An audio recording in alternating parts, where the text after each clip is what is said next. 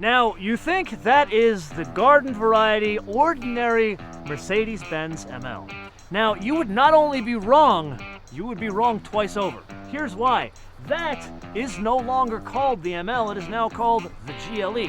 But even at that, there is something very special about that one behind me. And I think the best way to put it is in riddle form. Riddle me this. What does this GLE Mercedes have in common with the Chevrolet Volt?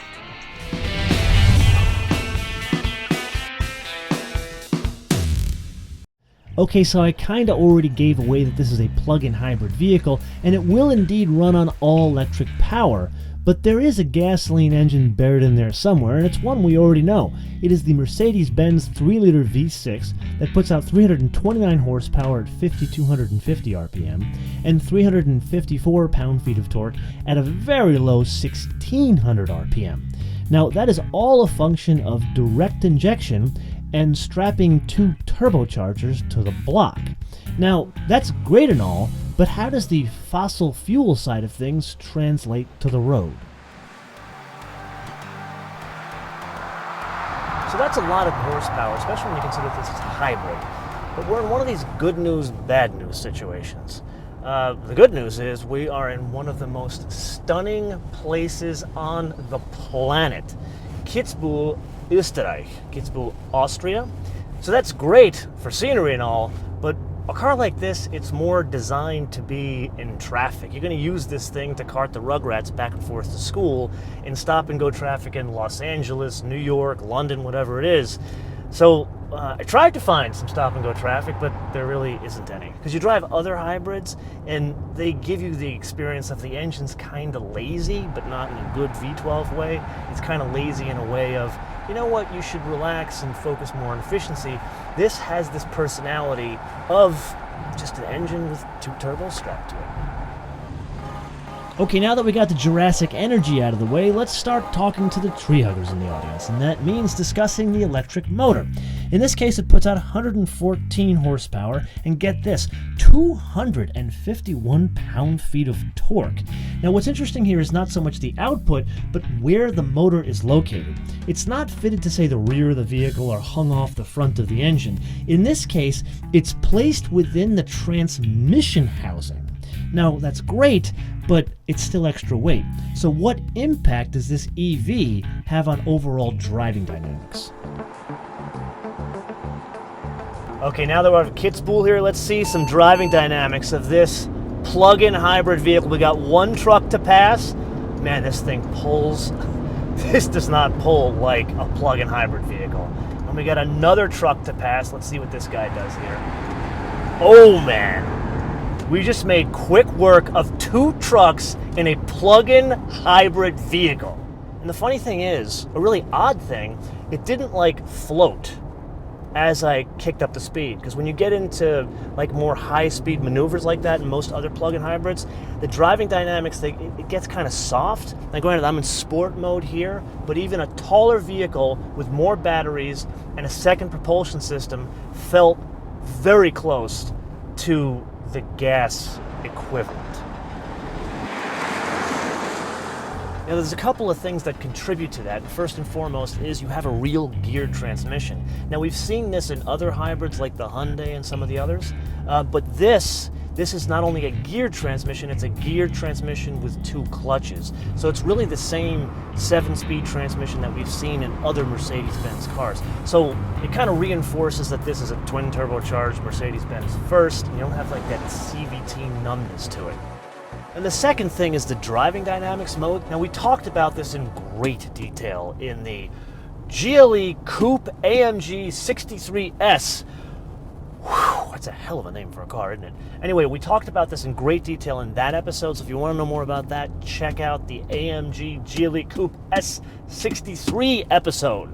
But here, this basically gives you, I want to say 6/10 of that suspension system. That thing has 2 types of adjustments in the suspension. Here there's 1 type of adjustment, even a sport mode.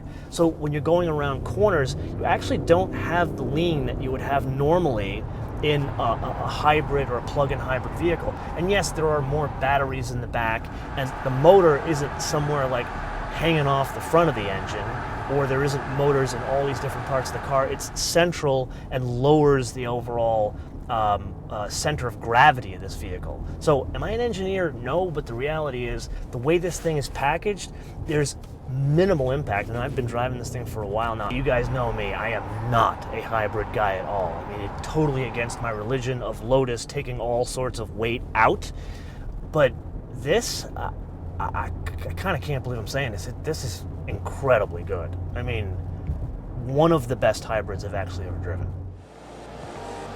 Now friends, if you've been following along with your abacus thus far, you would simply take 329 horsepower and 354 pound-feet of torque from the gas engine and add it to the EV's 114 horsepower and 251 pound-feet of torque for a total system power of 443 horsepower and 605 pound-feet of torque, right?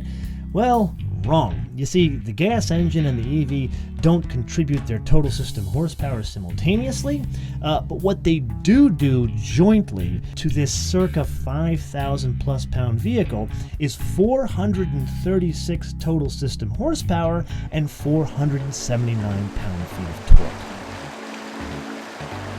Okay, now that we've made quick work of those trucks back there, and we're kind of back in the city center as much as you can in the stunning countryside of Austria, let's focus on the driving dynamics that set this thing apart, and that's the 4 different driving modes.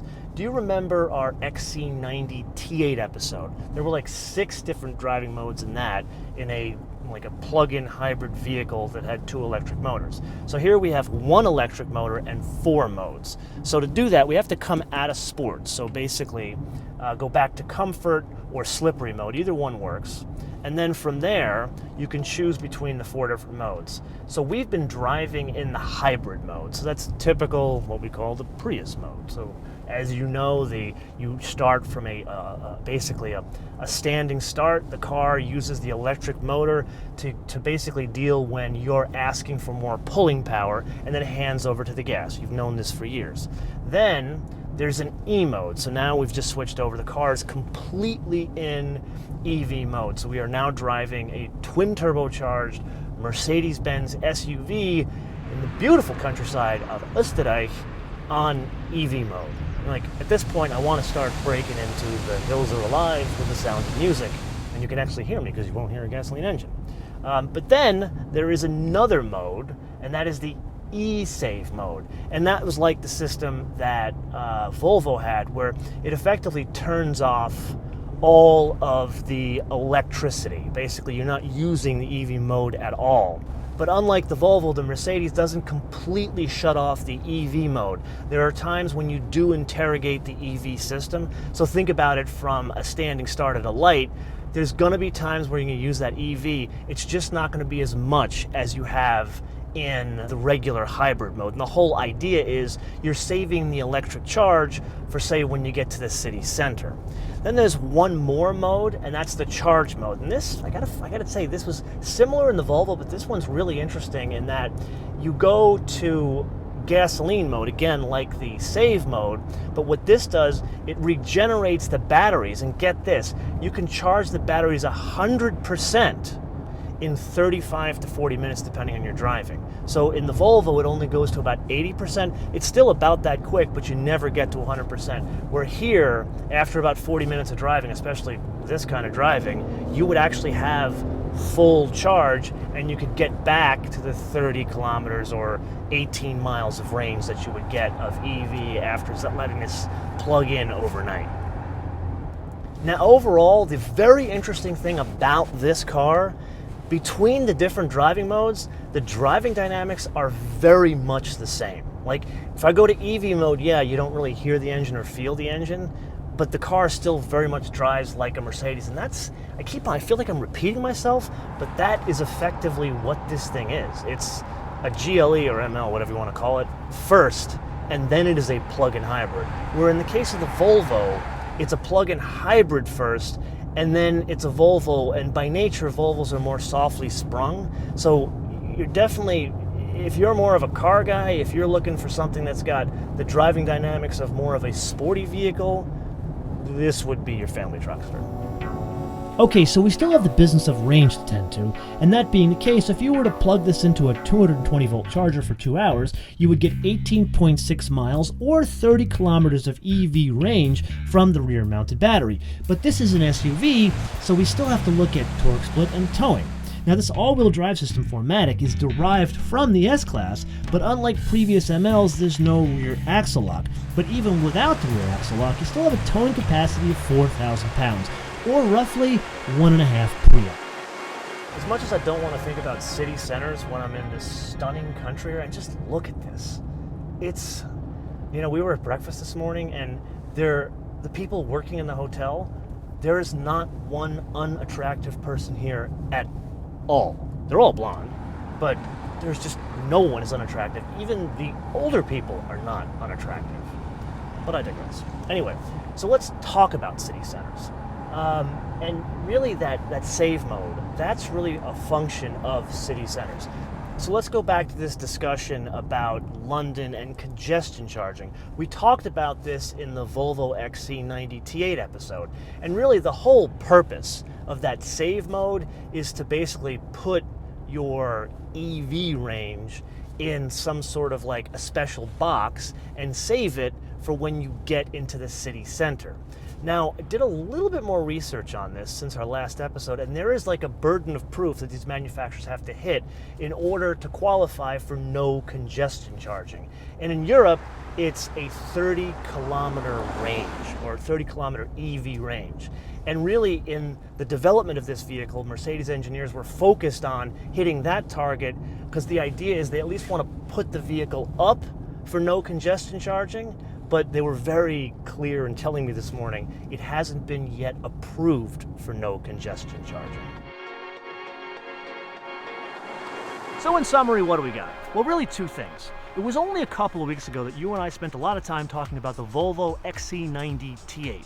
Now, really, that is the only competition to this vehicle as it stands today. Granted, it's not direct competition because it has two electric motors driving two separate axles. So in a very roundabout way, in that film, I left you guys with a question, and you said you'd like to see that propulsion system somewhere else, so I have delivered on my promise. But in all seriousness, and point two, what this is about is priorities. You need to understand that this is an SUV first, and there's some performance to it as well, and then a plug-in hybrid second. Once you understand that priority, you understand what this thing is about. So it is very different than the Volvo XC90 T8. Now with that, I want to leave you guys with a question. So this is set up to replace a powerful V8 and give you good fuel economy of, say, a V6. But this equation is not designed for the highest possible fuel efficiency. And really, it's designed for performance, which I love. But the reality is, would you want to see this with, say, a small diesel engine? Or perhaps a small gasoline four-cylinder engine? Or maybe go in a completely opposite direction, would you want to see this with a big honkin' V8 so you get ridiculous, like AMG-type power? So answer not only what you would want to see paired with this system, but why and what region of the world you live in. Let me know in the comments below or via our social media, MotoManTV all one word, MotoManTV all one word, Facebook, Twitter, and Instagram. And with that, I sadly have to say once again from the most stunning majesty of Österreich, Auf Wiedersehen.